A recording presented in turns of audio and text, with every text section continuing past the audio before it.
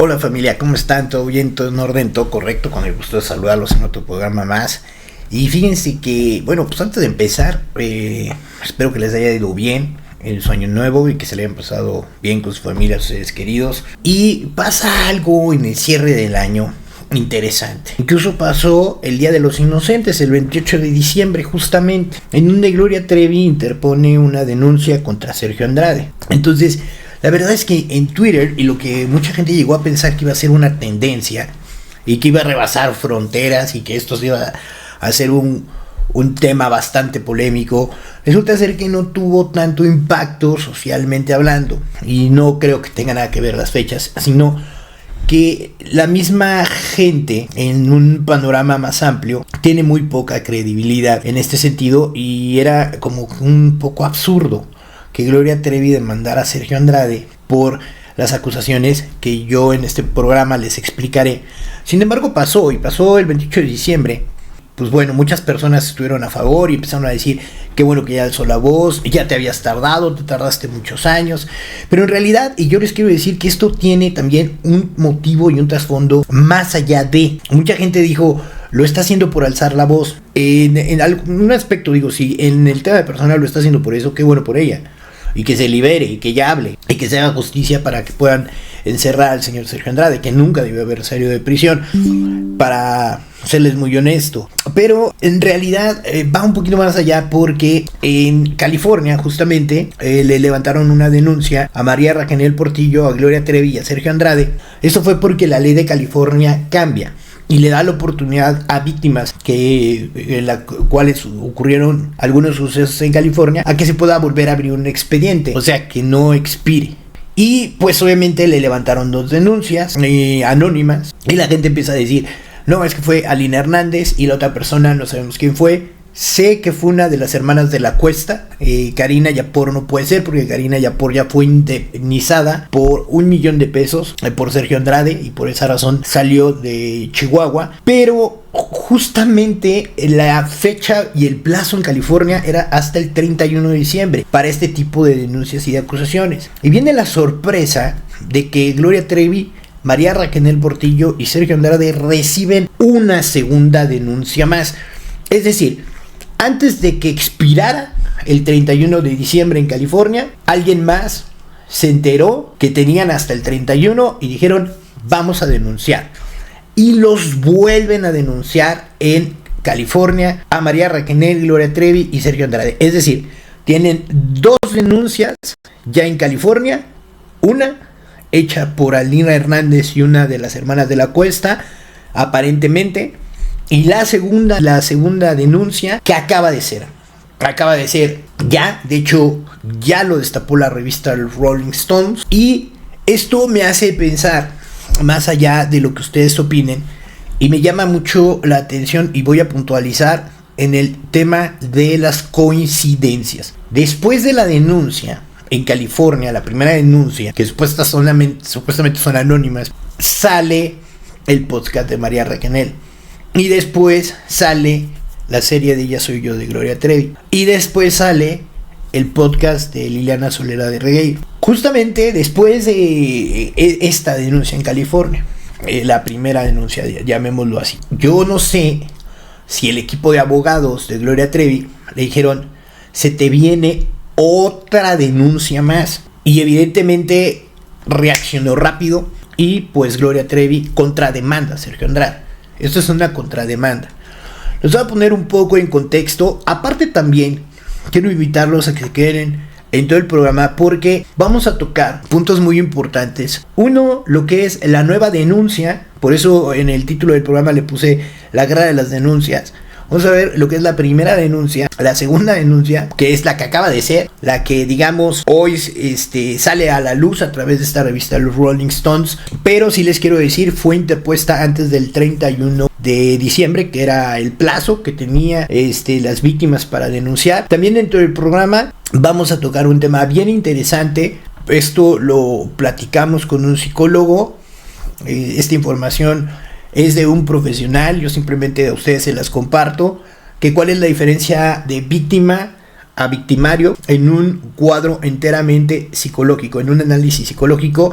Ya terminando, o sea, digamos el tercer punto que vamos a acotar, un punto importante que quiero tocar porque se habla mucho sobre el tema de quién es el papá del hijo de Gloria Trevi. ¿Por qué es importante tocar este tema? Yo no sé si ustedes sepan, pero corrieron a muchas personas de la prisión de Brasil. De hecho, aproximadamente cuando nace el hijo de Gloria Trevi, muchos empiezan a lucubrar y a empezar a hacer como que teorías conspiranoicas que cómo era posible que Gloria Trevi se hubiera embarazado.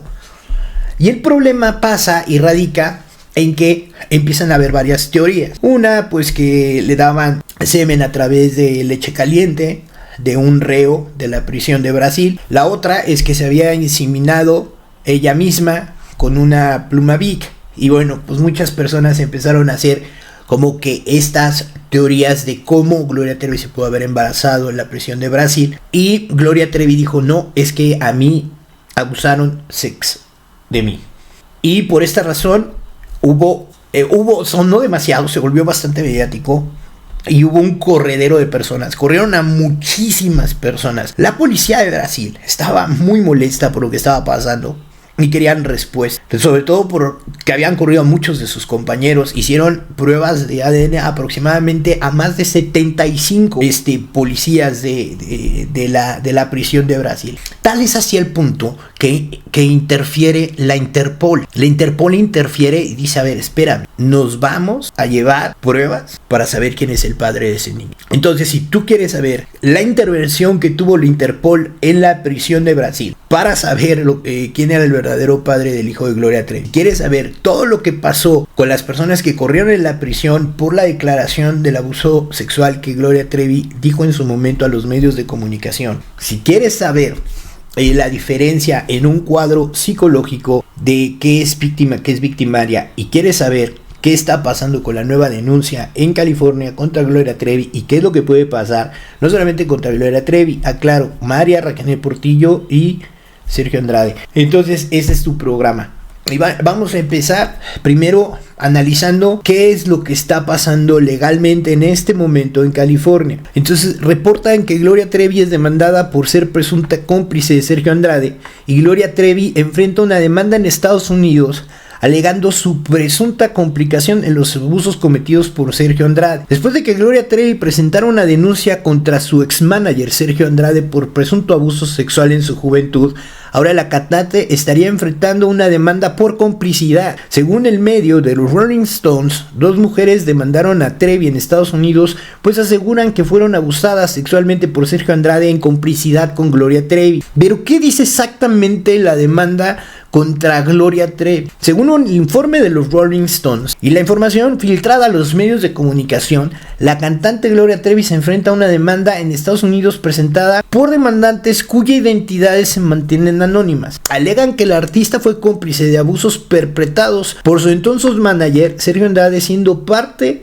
de la denominada secta sexual de reclutamiento de jóvenes. Uno de los demandantes, identificado como Jane Doe 3, sostiene que en 1995, cuando tenía más de 18 años, pero que era virgen, fue llevada por Gloria Trevi a la habitación de Sergio Andrade. Según la demandada, Trevi la empujó y aguardó detrás de la puerta mientras que el productor abusaba de ella.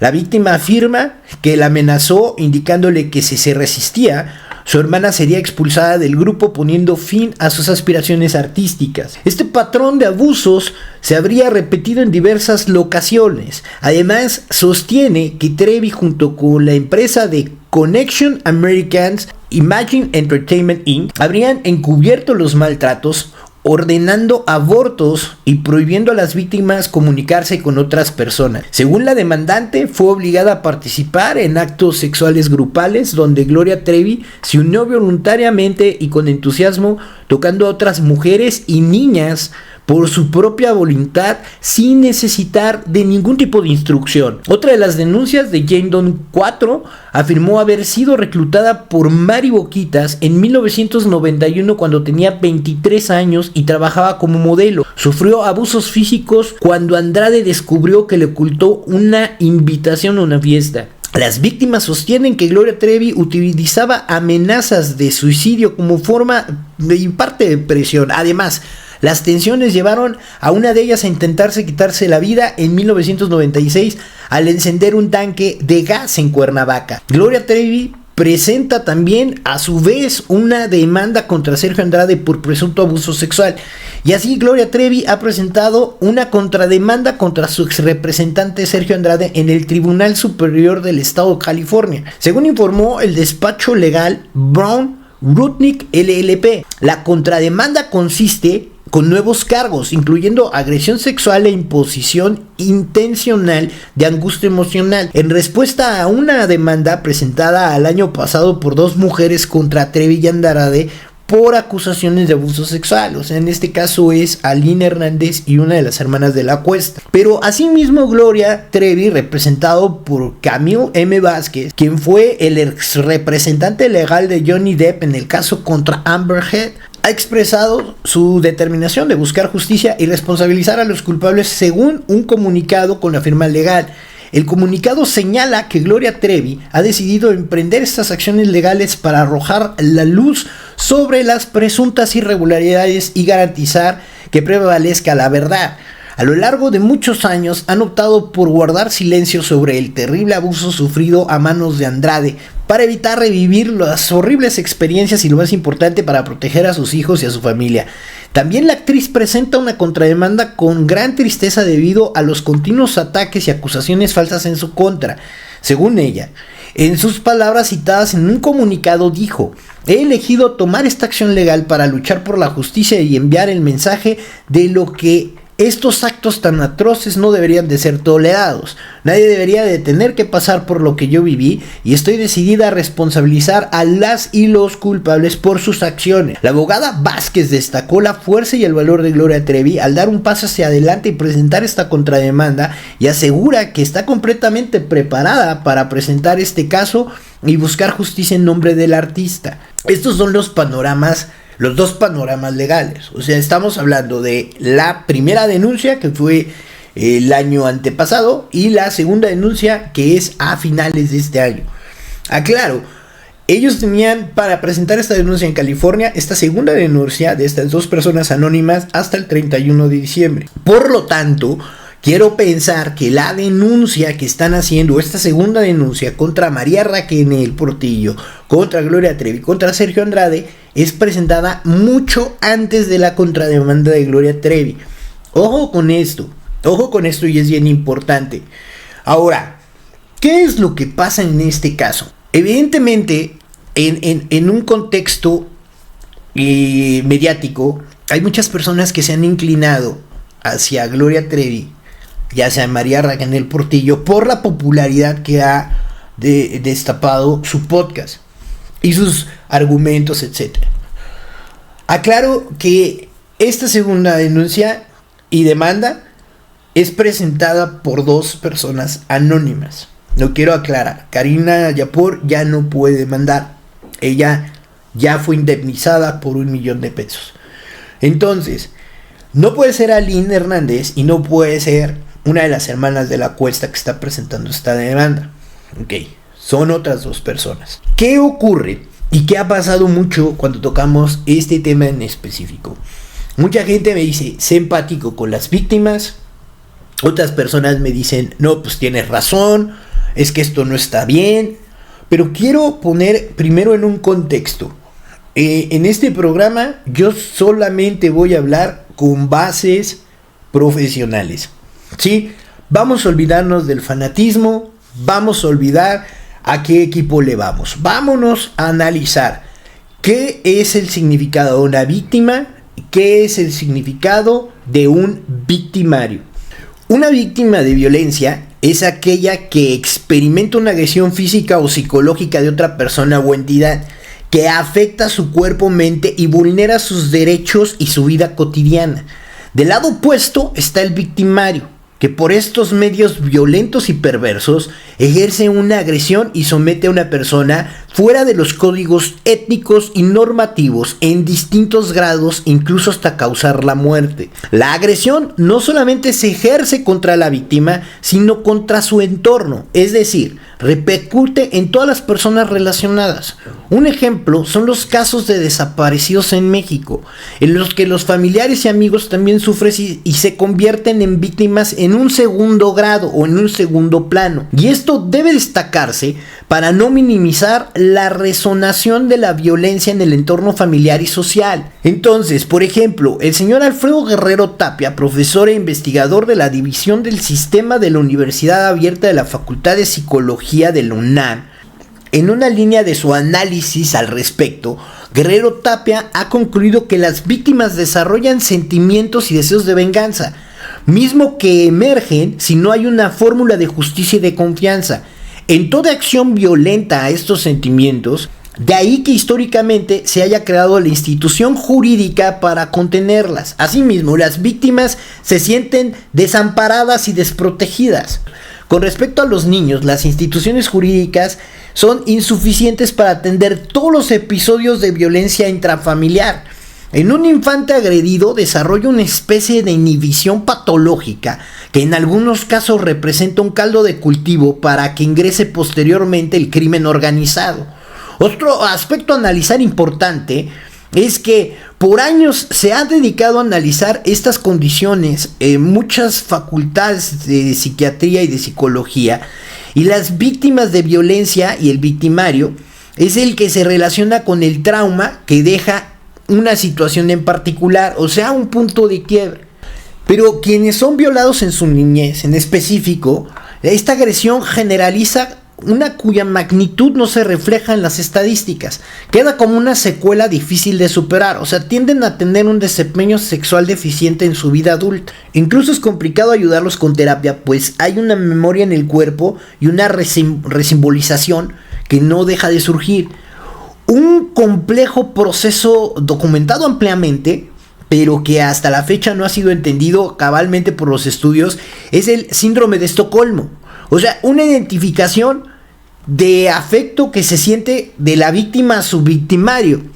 Y sin embargo, hay una constante en todos estos tipos de víctimas. Desarrollan resentimiento, deseo de venganza y una inhibición de su vida cotidiana. Entonces, por otro lado, vemos al victimario, porque en muchas ocasiones la víctima se convierte en victimario.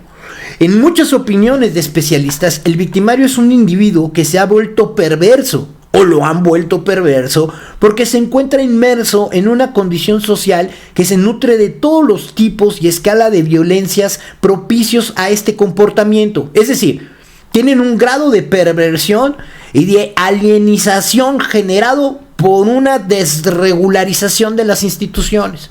Ahora bien, se ha dicho que cualquier individuo es proclive a convertirse en un posible victimario. Incluso se trata de patologizar esta condición desde la psicología, pero esto es algo erróneo. Miren, si se revisan los expedientes, pueden advertirse que fueron víctimas de violencia directamente en la familia, o en el trabajo, o en la propia sociedad.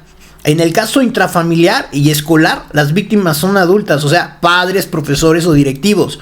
Por lo que respecta a grupos migrantes, es el Estado o algún grupo social.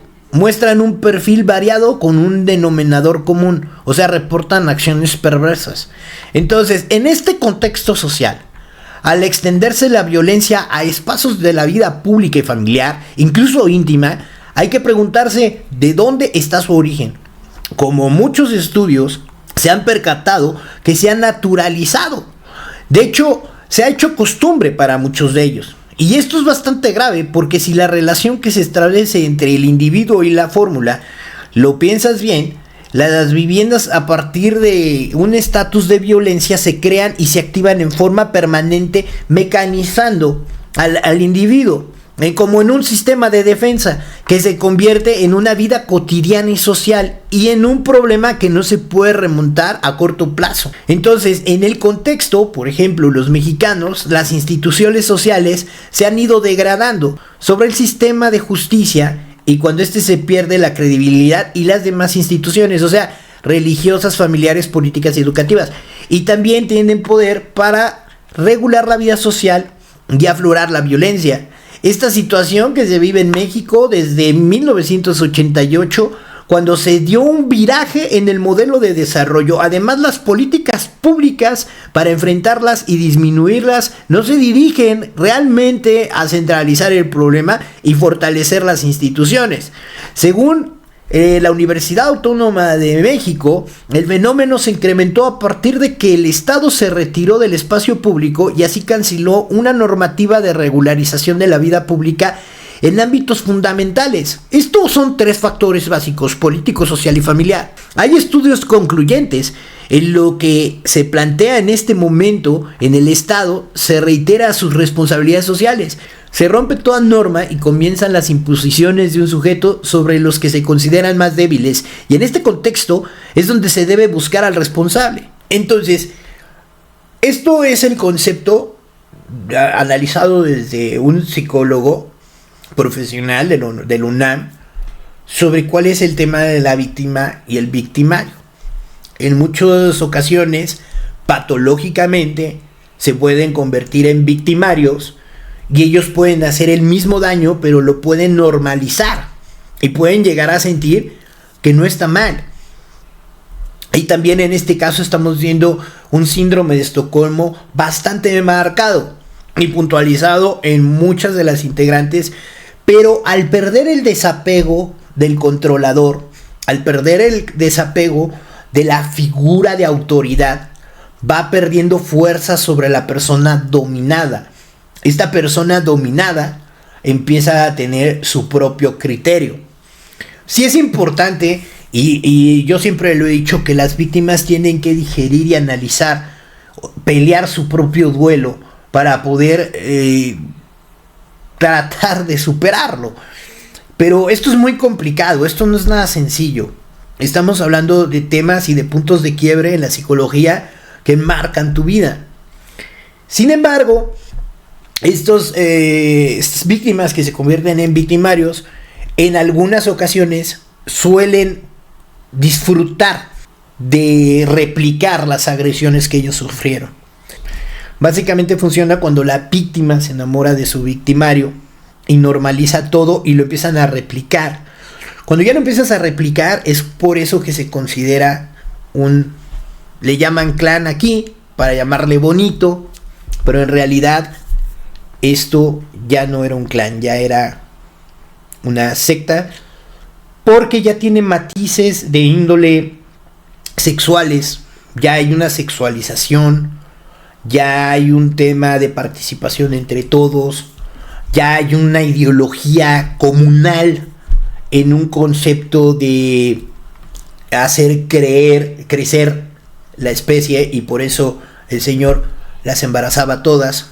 Y todas ellas pensaban que estaban dentro de un núcleo familiar.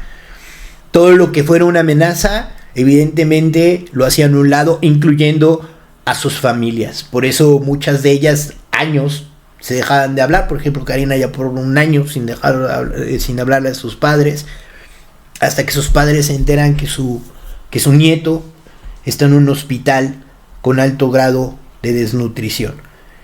Y esto pasa en base a un análisis psicológico. No lo digo yo, lo dice un psicólogo. Antes de irnos al tema de lo que pasa en Brasil, y les voy a decir por qué quiero tocar este punto de quién es el hijo de Gloria Trevi. Por las personas que pagaron. Porque una mentira repetida 1000 veces se puede convertir en una realidad. Cuando una persona miente, no se da cuenta. Un mitómano quizás no se da cuenta que puedes perjudicar a otras personas. El tema de las declaraciones de Gloria en la cárcel de prisión diciendo que fue abusada sexualmente por uno de los policías de la prisión, dejó sin trabajo a muchas familias. Me llama la atención la intervención del Interpol, pero evidentemente esto es algo que muchos me van a decir, no estás diciendo nada nuevo. Bueno, mi intención es tratar de poner ejemplos hasta dónde puede llegar una mentira. Hay una película muy buena que se llama Gossips. Gossips significa rumores. Y yo ya había platicado en algunas ocasiones como una moraleja sobre hasta dónde puede llegar un rumor y todo el daño que puedes hacer en tu entorno a través de un rumor o una mentira.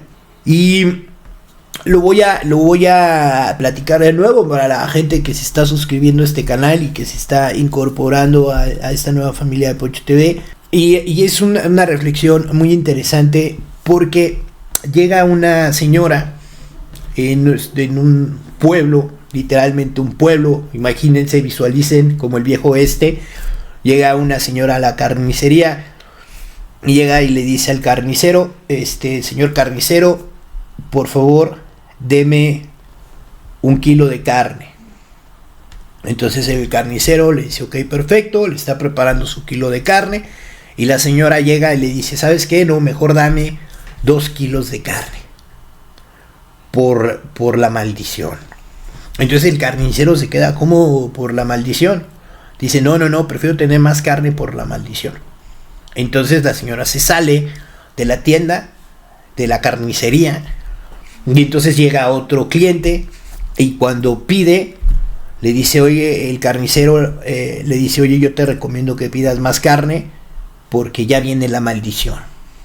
Entonces en el pueblo se empieza a regar, a dispersar el tema de que venía la maldición al pueblo, y la gente empezó a llegar por montones. Toda la gente del pueblo se fue a comprar carne por la maldición. Esto hizo que pues el carnicero se quedara sin producto, y evidentemente la gente se salió. Esto se llama histeria colectiva. Cuando el carnicero pues está cerrando la tienda porque ya no tiene más que vender, vendió todo lo que tenía por la famosa maldición, empieza a escuchar un tumulto de gente que estaba fuera de la tienda, de la carnicería, perdón. En el pueblo, en medio del pueblo, había una fuente. Cuando él sale, se da cuenta que hay un tumulto, que todos los pobladores de aquel pequeño pueblo están hablándole al alcalde, el alcalde parado en una especie de tribuna, y todos: la maldición, y desesperados y con pánico. De repente, del copo de un árbol baja un pájaro y se para justamente en el centro de esa fuente. Cuando se para en el centro de esa fuente, alguien dice: jamás ese pájaro a esta hora se había parado, esta es una señal de que ya viene la maldición. Y la gente empieza a caer en una histeria, hasta que el más cobarde del pueblo agarra y dice: yo me voy de aquí, yo no voy a permitir que mi familia se la lleve la maldición. Agarra, se va a su casa, agarra una carreta y empiezan a sacar las cosas de su casa. Al ver el pueblo que el más cobarde lo había hecho, pues todos los demás empiezan a ir a su casa, a sus casas, a sacar sus cosas en carretas, para que la maldición, cuando llegara, ellos no estuvieran. Hasta que un señor que tenía aproximadamente 85 años de edad, casi 86 años de edad, dijo: yo he vivido toda mi vida aquí, yo no conozco otra vida, no conozco otras personas, no conozco otro entorno más que este pueblo, pero no voy a dejar de ninguna manera que la maldición se quede con mi casa. Así que la quemó. De repente, en un abrir y cerrar de ojos, todo el pueblo estaba lleno de llamas. El pueblo se estaba quemando. Hasta que una de las personas que estaba ahí y el carnicero identificaron a la primera señora que entró a la carnicería a decir que le dieran más carne por la maldición. Cuando se acercan y le preguntan a la señora y le dicen: señora, pero ¿qué maldición? ¿Qué es la maldición? ¿Cómo se llama? ¿Qué nos va a pasar? La maldición se llama rumor. El rumor y la estupidez humana. ¿Y qué es lo que puede pasar cuando se genera un rumor? ¿Y qué es lo que puede pasar cuando la estupidez humana hace esa combinación, ese match? Puede pasar que hayan personas que se crean todo lo que escuchan y que se crean todo lo que ven. En diferentes programas y creadores de contenido hemos dicho en muchas ocasiones: señores, no endiosen a las personas, no las endiosen. A estas personas las están denunciando por segunda ocasión. Ya tienen otra demanda. Y vamos a contextualizar en resumen la primera parte del programa, lo que hemos visto, analizando precisamente por qué los demandan, por qué demandan a María Raquenel, a Gloria Trevi y a Sergio Andrade. Y por si les quedó alguna duda o por si van llegando, les vuelvo a pasar la información de por qué los demandan a María Raquenel, Gloria Trevi y Sergio Andrade en California por segunda ocasión. Y entonces presentan esta nueva demanda contra Gloria Trevi, Sergio Andrade y Mari Boquitas por abuso y agresión. A unos días de que la cantante y compositora Gloria de Los Ángeles Treviño Ruiz interpusiera una contrademanda en Los Ángeles, California, en contra de su exmanager y expareja sentimental, Sergio Andrade, padre de su ya fallecida hija Ana Dalai, por agresión sexual, imposiciones internacionales de angustia emocional y 7 cargos más. En la Corte Suprema del Condado de Los Ángeles, en California, se presentó una nueva demanda ahora contra Gloria Trevi, Sergio Andrade y María Raquenel Portillo, mejor conocida como Mari Boquitas, por ser presuntos autores en encubrimientos de los delitos de abuso y agresión sexual en agravio de 3 jóvenes que formaron parte del clan Trevi Andrade de 1995 al año 2000. En esta nueva demanda se da a conocer por la revista estadounidense de Rolling Stones. Las supuestas víctimas exigen el pago de daños y prejuicios y se involucra la presunta utilización de la empresa de conexiones americanas corporativas, la CAC, Axis Magical Imagine Entertainment, y a 50 personas físicas o morales más que aparentemente sirvieron para facilitar el abuso y la explotación de estas jóvenes menores y mayores de edad. En la demanda firmada por los abogados Karen Burt Menzi y Ari Wilfield, Laura Nield y Carolyn Whitlock, así como del despacho de Alan Lynch and Associates, una de las denuncias aseguran que Gloria Trevi y Sergio Andrade enviaron a Estados Unidos a jóvenes que quedaron embarazadas del productor musical, entre ellas 3 menores de edad. Asimismo, las 3 demandantes señalan que cuando estuvieron en el llamado clan Trevi Andrade, nunca tuvieron un salario por los trabajos que realizaron, ni se les permitía ganar su propio dinero, y que fueron obligadas a tener relaciones sexuales de manera individual y grupal con Gloria Trevi y Sergio Andrade mediante torturas, palizas y coerciones psicológicas. Otro de los puntos que se destacan en esta nueva demanda en contra de los integrantes del clan Trevi Andrade es que Gloria Trevi y Sergio Andrade, presuntamente para tener el mayor control de las jóvenes, pusieron propiedades a sus nombres para hacerles ver que eran cómplices y ejercer poder sobre ellas, que el productor musical intentó reclutar a otras víctimas en Estados Unidos y que los supuestos abusos sexuales que involucran a la cantante y al ex-manager y a María Raquenel ocurrieron en México, en California, en España, en Argentina y en Brasil entre los años de 1995 y 2000. Recordemos que Gloria Trevi, Sergio Andrade y María Raquenel Portillo protagonizaron a fines de la década de los 90 el mediático escándalo del clan Trevi Andrade, siendo denunciados por rapto, abuso, corrupción a menores en agravio por parte de Karina Yapor. Luego de varios años en la cárcel entre Brasil y México, Chihuahua, la cantante y la excorista fueron absueltos y exonerados de todos los cargos. Por su parte, el productor musical fue declarado culpable y sentenciado a 7 años y 10 meses de prisión. Cabe mencionar que en diciembre del año pasado, en Los Ángeles, California, se presentó otra demanda civil en contra de Gloria Trevi y Sergio Andrade.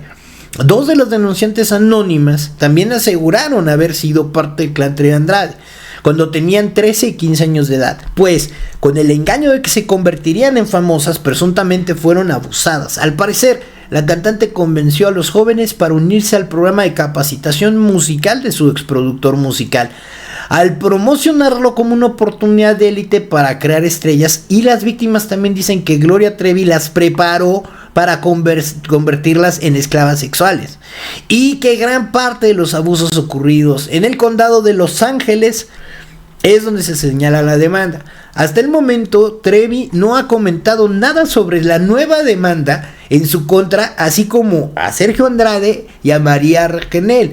presentadas este pasado viernes en la Corte Superior del Condado de Los Ángeles, California. Como verán, otra denuncia más. Ok, ¿qué ocurre en este momento? Ahora en este momento Gloria Trevi no solamente cuenta con estas 2 demandas en California, también hay una investigación de la Unidad de Inteligencia Financiera por lavado de dinero por muchísimos millones de pesos, más de 370 millones de pesos. La UIF está investigando las empresas de Gloria Trevi y de su esposo, que se llama Fuego con Fuego, por evasión fiscal, lavado de dinero, y esto suma una nueva investigación más contra Gloria Trevi. Entonces ya estamos hablando de la UIF, de lavado de dinero, estamos hablando de esta nueva denuncia y de la denuncia pasada. Y obviamente Gloria Trevi ahora presenta tardíamente, creo yo, su denuncia contra Sergio Andrade, cuando ya tienes pues 2 denuncias y una investigación por lavado de dinero. Aquí es cuando yo creo y pierdo la credibilidad, y me gustaría ser empático con Gloria Trevi, de verdad me gustaría, pero no le creo nada, no le creo absolutamente nada. ¿Qué pasa? Y cuando empezamos el programa les estaba hablando del famoso incidente de quién es el padre de el hijo de Gloria Trevi, quién es el padre del hijo de Gloria Trevi, qué pasó en la prisión, y muchos lo han comentado, han platicado, muchos dicen, pues es Sergio Andrade. Sí, pero ¿cómo pasó? ¿Qué pasó? O sea, sí, pero ¿cuánta gente salió afectada de esto? Entonces es importante analizar todos los puntos, todos los estaños, para poder sacar una conjetura. Todo el mundo dio por descontado que Gloria Trevi, Sergio Andrade y María Boquitas eran culpables, pero los fiscales mexicanos tenían un problema considerable. Las únicas pruebas en las cuales podían trabajar era este libro sensacionalista escrito por una enfurecida ex esposa y 4 niñas que juraban que Sergio nunca las había secuestrado, violado y abusado de ellas. Mis padres me estaban presionando para que testifique lo que ellos quieren, declaró Karina Yapor a un periódico mexicano, y decía todavía estar enamorada de Sergio. Me siento como una prisionera, lloraba Karina. Tras las rejas, Katia de la Cuesta le decía a otro de los periódicos: nunca observé ningún comportamiento anormal de parte de Sergio y de Gloria o ningún otro miembro del grupo. Ni siquiera la cárcel lograba que las niñas de Sergio cambiaran de parecer. A las 2 menores de la Cuesta se les permitió regresar a casa de sus padres, puesto que habían sido menores de edad durante sus años con el clan. Pero a la mayor, Katia, se la llevaron a la cárcel de Chihuahua para unirse a Marlene Calderón. Ahí a Katia le esperaba una sorpresa. Marlene también estaba embarazada. Sergio se las había arreglado para procrear el último hijo antes de que todo se derrumbara. Cuando Katia y Marlene fueron procesadas antes de ser enviadas a la cárcel, el juez Héctor Talamantes les puso muy en claro su situación. Podían proteger a Sergio e ir a la cárcel, o podían hablar y quedar libres. Las niñas eligieron la cárcel. 6 meses después, en junio del 2000, rompieron en angustioso llanto con el abogado de Sergio cuando las visitó en la cárcel y les dio la noticia de que Sergio había enfermado de algún tipo de mal neuromuscular y yacía en el hospital de la prisión, temporalmente paralizado, y Karina Yapor estaba igualmente descompuesta. Me siento muy triste y deprimida de que Sergio Andrade esté enfermo, le dijo a un reportero en secreto, también, según Silvia Berg, también llamada a larga distancia desde Brasil. Silvia dice que durante un tiempo Karina llevaba al menos una vez a la semana para darle a Gloria y a María y a Sergio mensajes de aliento. A medida que pasaba el tiempo, más se desvanecía el dominio de Sergio sobre las niñas, tal como Sergio había temido. Y empezó con las primeras niñas que se habían marchado del clan. Es decir, Guadalupe Carrasco contó su historia sobre cómo Sergio la había violado mientras que las otras niñas miraban. Tamara Zúñiga describió ante la policía de Chile cómo Sergio le había arrancado la ropa y la había azotado con un cable eléctrico de televisión. TV Azteca localizó en McAllen, en Texas, a la prima de Gloria Trevi, Mariana, quien ahora se decía llamar Brandy, y la llevó a México para que contara su historia sobre cómo había sido violada en Los Ángeles. Y entonces, tras casi un año en prisión, Katia de la Cuesta se convirtió. Dios me abrió los ojos y acusó a Sergio de infringirle castigos, humillaciones y torturas. El clímax llegó cuando Karina Yapor también cambió de parecer en el 2001, tras meses de vivir en casa y ser tratada por psicólogos, así que Karina finalmente cambió su relato y accedió a testiguar contra Sergio, contra Gloria y contra Mari. Su testimonio ante el juez Talamante duró 2 días completos. Al leerlo parecía un relato sobre un campo de concentración. Admitió que Sergio era el padre del niño. Empezó a escribir un libro que lo contaba todo, llamado Revelaciones, donde describía como capataz de un culto sádico que solamente lograba excitarse sexualmente a través de la violencia y de la humillación. Gloria y Sergio apelaron al gobierno de Brasil para que se les considera asilo político como refugiados. Era una petición extraña, puesto que el activismo de Gloria se limitaba a un poco eslogan gritando ocasionalmente durante un concierto, y no había ningún indicio de que Sergio y Mari hubieran adoptado posiciones políticas conocidas. Pero la Corte Suprema de Brasil concedió la audiencia de todos modos. Durante 3 horas Gloria habló de su vida, corriendo peligro apenas pisara suelo mexicano. Ante la Virgen de Guadalupe les digo que soy mujer muerta apenas me ponga un pie en el terreno mexicano, manifestó Gloria Trevi. Pero ¿cuáles son estos secretos?, preguntaron los jueces. Sergio levantó el fantasma de la búsqueda de secretos con intenciones políticas, estrategias que tenía bajo la manga.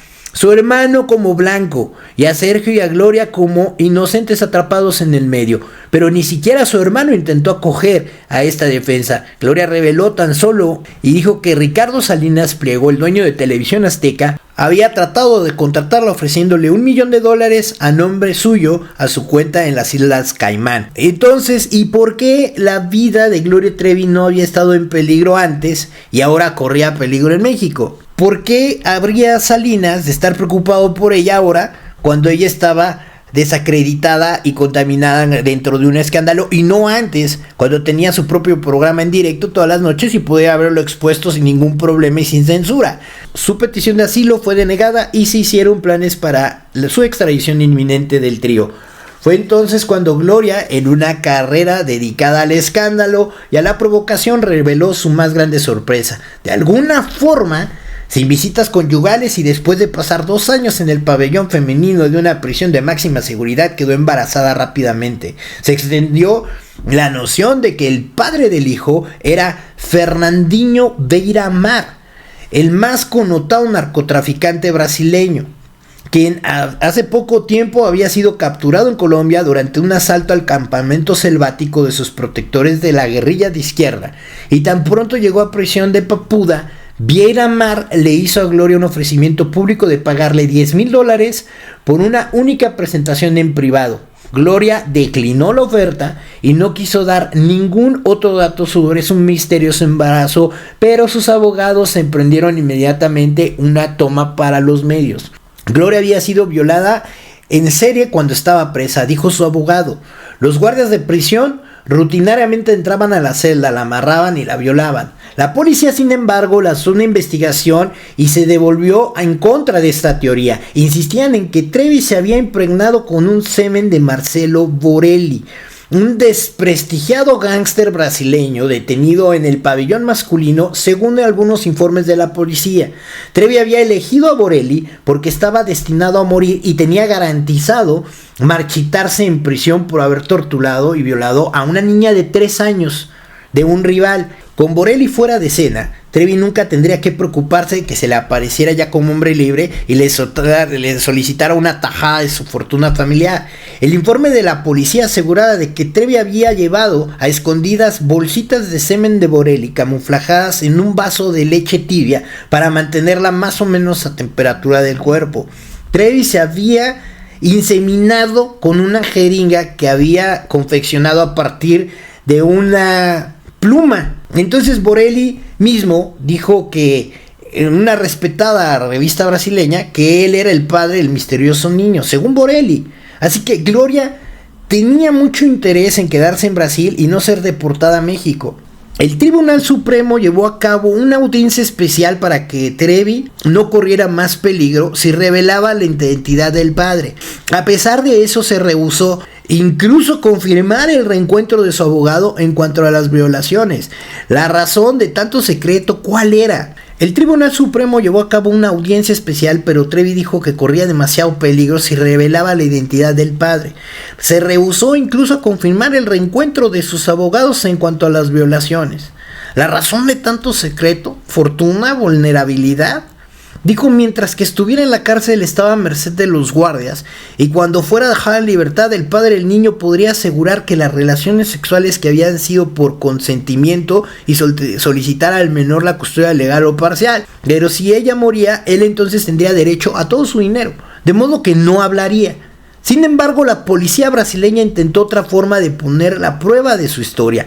Apenas días antes del día calculado del nacimiento, el abogado de Gloria, Gerardo Maguela, pasó a visitarla. Mientras que Maguela hacía una pausa para charlar con el director del hospital, 3 hombres aparecieron de repente a la puerta. Uno de ellos desplegó su identificación policial. Luego se puso las manos en la cintura, echando hacia atrás la chaqueta del vestido para exhibir la pistola que pendía en su cinturón.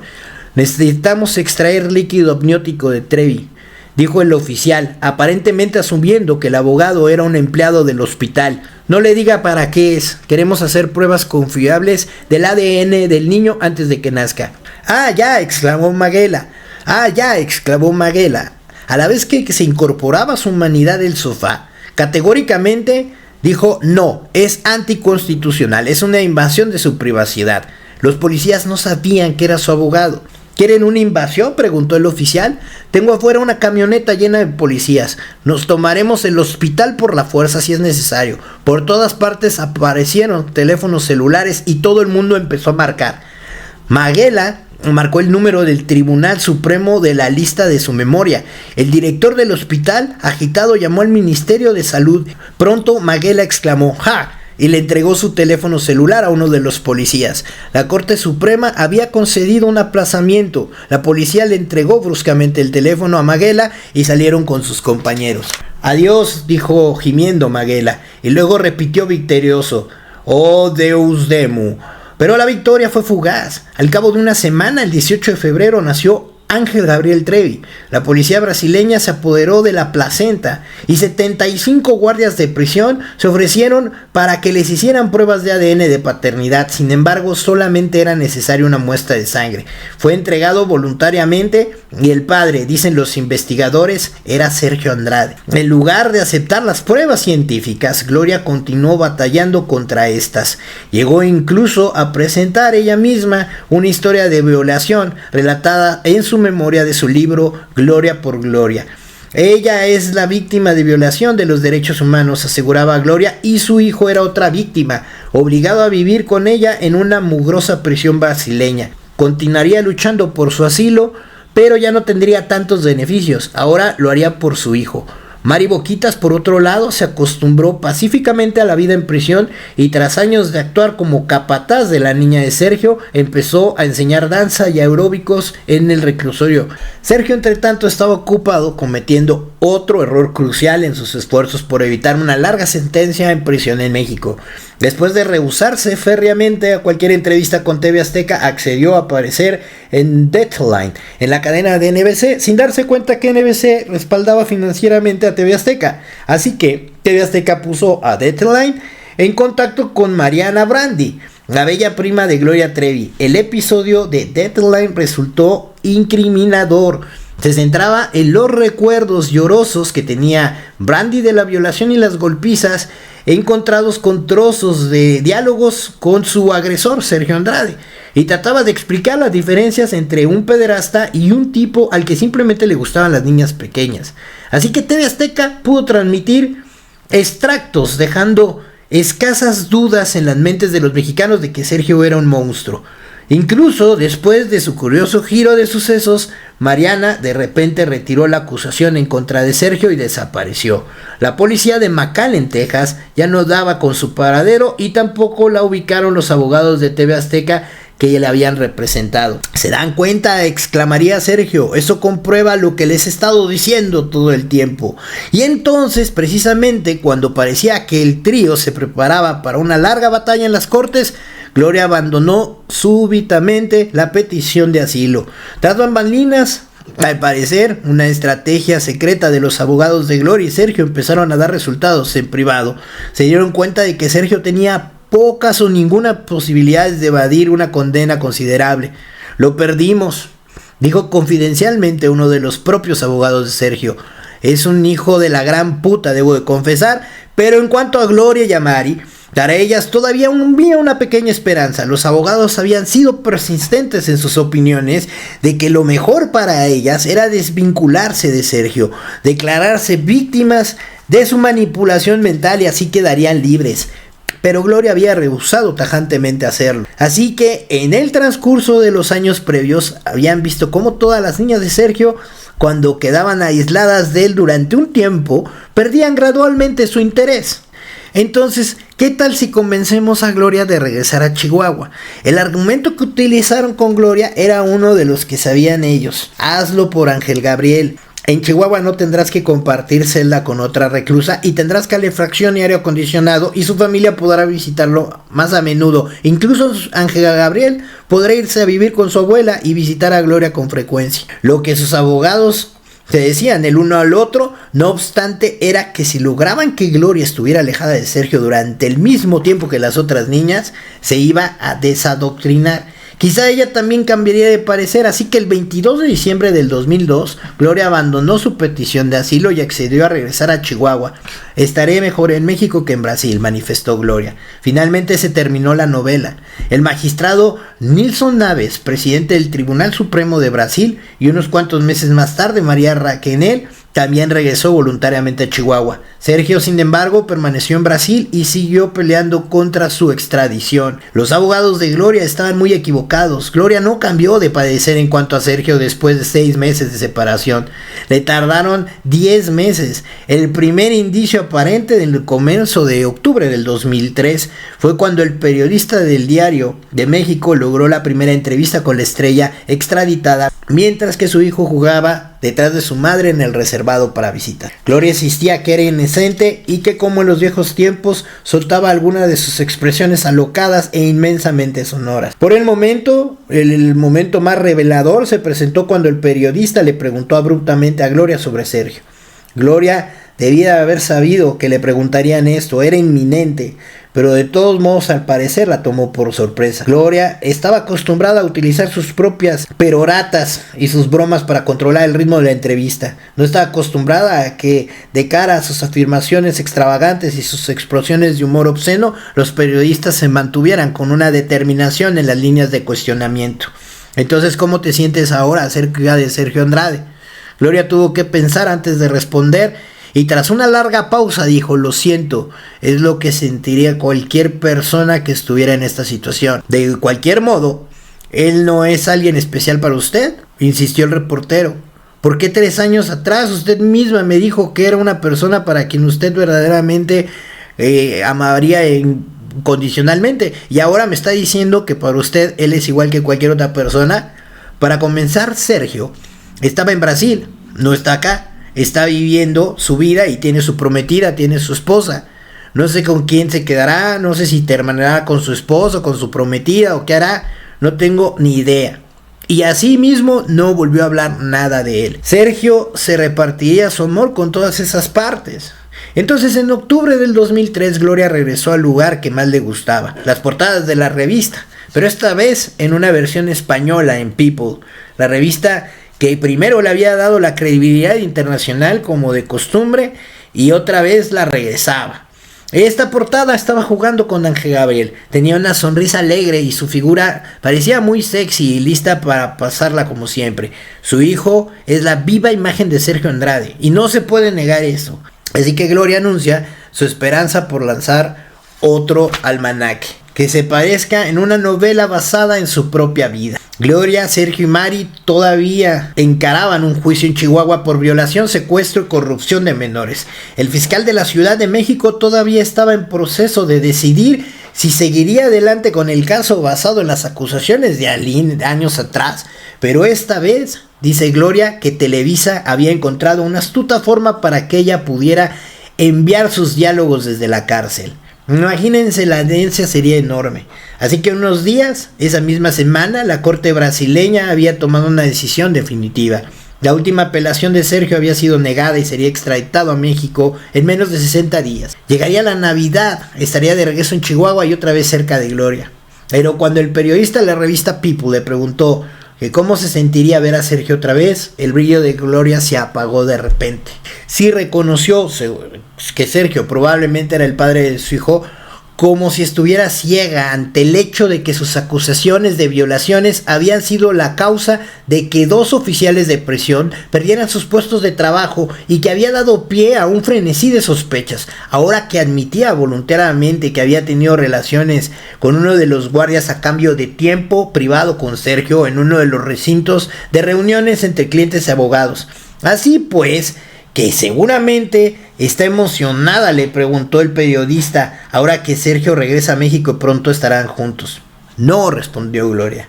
Sencillamente, Sergio no es el mismo hombre del que yo me enamoré. Pero como decía mi abuelito, lo hecho está y el daño ya está hecho. Muchos policías fueron corridos de la prisión, ahí se toca el tema de 2, pero fueron muchos. 75 policías se tuvieron que hacer pruebas de ADN. La Interpol interfirió. De hecho, se habla de que la Interpol se llevó pruebas sanguíneas, confirmando que Sergio Andrade era el padre del hijo de Gloria Trevi. Y pues son las cosas que nunca se han querido decir. ¿Por qué razón? No lo entiendo. Sergio Andrade tenía un perfil psicópata narcisista y él pensaba, dentro de sus ideas locas, que si él lograba embarazar a su clan y tener un hijo en Brasil, pues por ley no podía ser extraditado, así que las embarazó a todas. En un periodo muy corto, buscó la forma, buscó la manera y embarazó a Gloria. A pesar de todo. Estas son las cosas en la historia de este personaje, de Gloria Trevi, de Sergio Andrade y de María Raquenel, que los ha señalado socialmente y los ha arrastrado hasta este punto.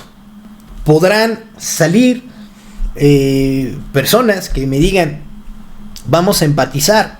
Yo respeto mucho las opiniones de la gente en el sentido de empatizar con las víctimas, pero creo que esto ya era una secta, ya era una trata de personas. Sergio Andrade no lo pudo haber hecho solo. Sergio Andrade forzosamente necesitó a alguien que le ayudara. Estas personas están señalando a María Raquenel, a Gloria Trevi y a Sergio Andrade. Cuenta ya con otra denuncia interpuesta en el estado de California y pues ahora tendrá, no se ha pronunciado, no ha dicho nada la cantante, entonces pues hay que ver qué nos va a decir ahora, qué nos va a decir ahora. O sea, es interesante porque de la denuncia pasada de Aline y una de las hermanas de la Cuesta en California, cuando se abre esta ventana y esta oportunidad de poder volver a abrir un expediente o volver a denunciar a alguien sin importar la edad que tengas. Esta es una nueva ley que se legisló en California. Esta ley expiraba el 31 de diciembre y pues llegaron más personas y volvieron a denunciar. Yo quisiera, la gente que me dice es que sea empático con Gloria Trevi, quiero yo saber quién va a ser empática con estas personas que están denunciando. O sea, hay que ser empáticos con las personas que están denunciando. Y ya, pues son muchas personas, ya es demasiada gente la que está señalando esto. Obviamente estas personas anónimas que saca la revista Rolling Stone están señalando a 3 personas. 3 personas, que Sergio Andrade, María Raquenel y Gloria Trevi. La denuncia pasada, la de las dos anónimas, que bueno, pues todos sabemos que es Aline Hernández y una de las hermanas de la Cuesta, están señalando María Raquenel, Gloria Trevi y Sergio Andrade. Así está. La UIF está señalando al esposo de Gloria Trevi y a Gloria Trevi por lavado de dinero. Esto es lo que está pasando. Esto es lo que pues es lo raro, lo que a mí me llama la atención poderosamente, es que el 28 de diciembre justamente Gloria Trevi saca el anuncio de que contrademanda a Sergio Andrade y pues sale esta nueva denuncia contra Gloria Trevi. Entonces se vuelve la guerra de las denuncias. Es bien importante, he sido muy atacado, sobre todo en estos días, por el programa que yo hice del podcast de Liliana Soledad Regueiro. Mucha gente me ha insultado, me ha dicho que no soy empático. Quiero puntualizar una cosa. Yo he seguido mucho este tema por la empatía que siento con la bebé Ana Dalai en específico. Lo que pasó con Ana Dalai fue, a mi punto de vista, un crimen. Y creo que el actuar de varias personas no fue el correcto. Me dicen es que tienes que entenderlas porque ellas tenían miedo. Sí, probablemente. Probablemente a lo mejor me faltó un toque de empatía, puede ser. Pero yo comenté que yo no estaba de acuerdo a que Liliana Soledad Regueiro saliera y le dijera a Sergio Andrade, tira a esta bebé en el río como si fuera una bolsa de papas, y pues que ella lo haya hecho. Entiendo que tenía una presión psicológica, entiendo que tenían el síndrome de Estocolmo, pero yo les pregunto, y es importante para mí que me digan, ¿y si hubiera sido tu hija, te hubiera gustado que la tiraran en un río? Esa pregunta también te la hago a ti, Liliana. Si hubiera sido tu hija, ¿sabes qué hubiera pasado? Si ese momento que viste a la policía, te hubieras acercado con ellos y les hubieras dicho, señores, traigo una bolsa, aquí adentro hay un cuerpo, está pasando esto, Sergio Andrade estaría en la cárcel, donde nunca debió de haber salido. Esto ya pasa a segundo, a tercero o a cuarto plano. Como sea, la niña no tuvo su justicia, la bebé nunca tuvo su justicia y lamentablemente nunca la tendrá. Porque estos señores están siendo juzgados por otras cosas, pero nadie ha sido juzgado por la muerte de la pequeña Ana Dalai. Y lamentablemente ahí siento yo que a veces recomendaría respetuosamente no fuéramos doble moral. Porque para unas cosas sí somos y para otras cosas no. Y la moralidad no es un pinche árbol que da moras. La moralidad es algo que debe dictaminar nuestros valores como sociedad. Y no podemos agarrar y querer desvirtuar las cosas. No es lo mismo. No es lo mismo. Eso es lo que quiero que me entiendan. Somos empáticos con las víctimas.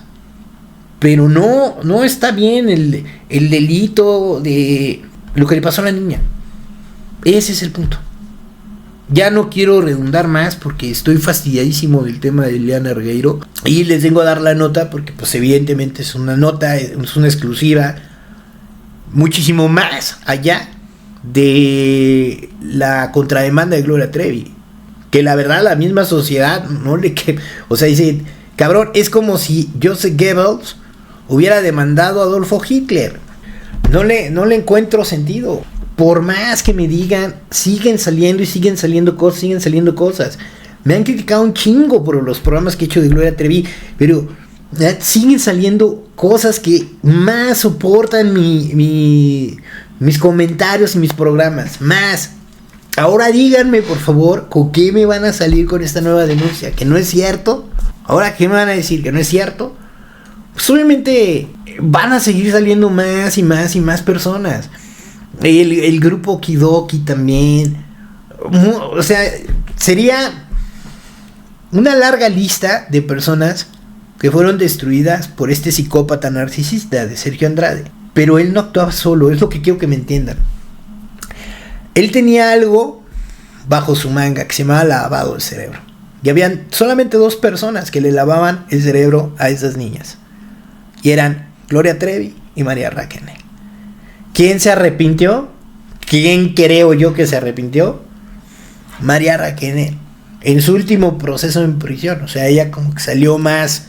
Pero Gloria Trevi no, Gloria Trevi toda mintió, valiéndole madre, dejando sin empleo a los policías. O sea, es como si yo te echo la culpa y tú no hiciste nada, cabrón. O sea, es increíble el nivel de maldad que tiene esta señora Gloria Trevi, de verdad. Y sobre todo el nivel de hipocresía. Cuando yo de verdad vi la noticia de Gloria Trevi demanda a Sergio Andrade, yo dije, esto es un chiste mal contado. Ahora, la gente que es fanático de Gloria Trevi, miren, a mí me gustan los Rolling Stones, güey, pero no por eso me iba a la isla de Epstein, ¿no? Ahí se los dejo de tarea. A mí me gustan las películas de Tom Hanks, pero no por eso Tom Hanks deja de ser una persona que le gustan los niños, ¿no? Hace veces traté, porque no me dejó subir YouTube, y traté de tocar el tema sobre lo que pasan los niños, lo que sufren los niños de Hollywood en estas empresas como Nickelodeon o como Disney Channel, e incluso en el mundo de Hollywood. Todos terminan mal, terminan dañados, terminan con problemas psicológicos, con traumas, con adicciones. Y esto no es una casualidad, señores. Hay una persona que está retomando el caso de los niños de Hollywood y que me da gusto que cada vez seamos más personas que alcemos la voz, que es Magnus Mephisto. Es un creador de contenido que tiene muy buen contenido y está hablando sobre el tema de lo que está pasando a los niños de Hollywood. Yo llevo no meses, años tocando el tema de los niños de Hollywood y pues, caray, también los padres tienen que cuidar más a sus chavos, tienen que estar más al pendiente. Prácticamente no le puedes endosar la vida de tu hijo a una persona simplemente con sueños locos de que los va a convertir en estrellas. Hay que estar más apegados a los niños porque hay mucha maldad allá afuera. Lo vemos con Luis de Llano, lo vemos con el señor Antonio Berumen, lo vemos con Edgardo Díaz, lo vemos con tantos y tantos escándalos que pasan en Hollywood, con tanto pervertido, con tanto depravado. Entonces hay que cuidar más a nuestros chavos. Y bueno, yo quiero preguntarle ahora a Gloria Trevi, ahora, ¿qué nos vas a decir de esta nueva denuncia? ¿También es mentira? ¿Otra vez más? ¿Cuántas veces? ¿Qué me vas a decir de la UIF? ¿También es mentira la UIF? ¿No lavas dinero? ¿Estamos mintiendo todos? Pues bueno, ahora vas a tener que responder por otra denuncia más. Ya tienes 2 denuncias y ya tienes a la unidad de inteligencia financiera tras de ti. Ahora vamos a ver qué le vas a decir, pero sobre todo, qué le vas a decir a estas víctimas y qué le vas a decir a sus familias, que les destruiste la vida. Tú y evidentemente el mayor culpable de todos, el principal culpable de todos, Sergio Andrade. Sigo insistiendo, este señor no lo pudo haber hecho solo. Así que bueno, por mi parte pues ya es todo, agradeciéndole su compañía. Si te gustó mi contenido, pues regálame un like y suscríbete a mi canal, apriétale a la campanita. Acuérdense que el castigo de nuestro canal principal, Poncho TV Reload, se acaba justamente el 23 de enero, así que vamos a estar en unos días regresando a nuestro canal principal. Y por mi parte agradeciéndote por darme la oportunidad de llegar a tu casa. Y saben que también les voy a decir algo, bien decía Voltaire, yo defenderé como perro tu libertad de expresión. Que no pienses igual que yo no quiere decir que ni tú ni yo seamos malos. Simplemente tenemos opiniones diferentes. Nos vemos, cuídense. Bye.